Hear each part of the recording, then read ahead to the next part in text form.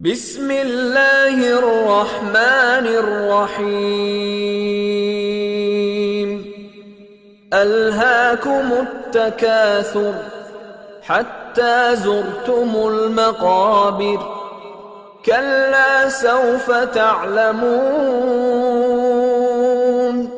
ثم كلا سوف تعلمون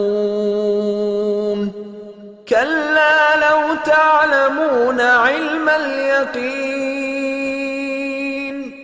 لترون الجحيم ثم لترونها